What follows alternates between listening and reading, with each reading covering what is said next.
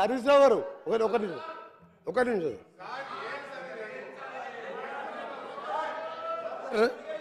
వారు గౌరవ ఇరిగేషన్ శాఖ మంత్రి గారు అప్పుడుగా పనిచేసిన బతికి మా దగ్గర బ్రాహ్మణవెల్లంలో ఉదయ సముద్రంలో ఇరిగేషన్ ప్రాజెక్ట్ సార్ 80% అయిపోయింది.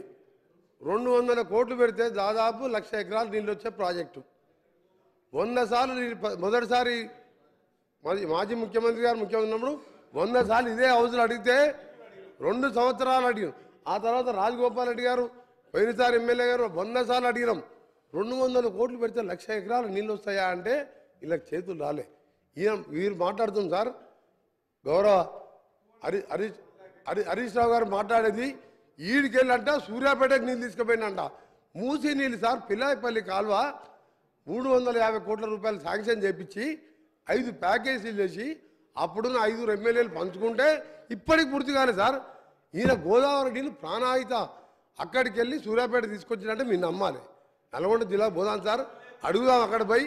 ఇంకొక చిన్న ప్రశ్న సార్ ఒక నిమిషం సార్.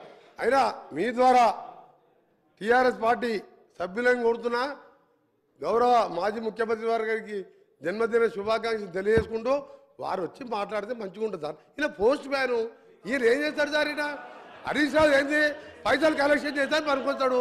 ఈయనకి సబ్జెక్ట్ ఉందా? డబ్బులు ఎవరు సార్? కాంట్రాక్టర్లు.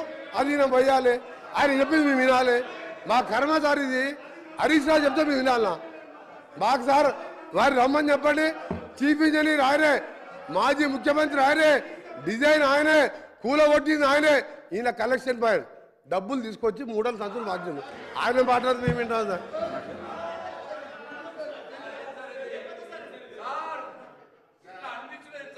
స్పీకర్ గారు వారు అట్లా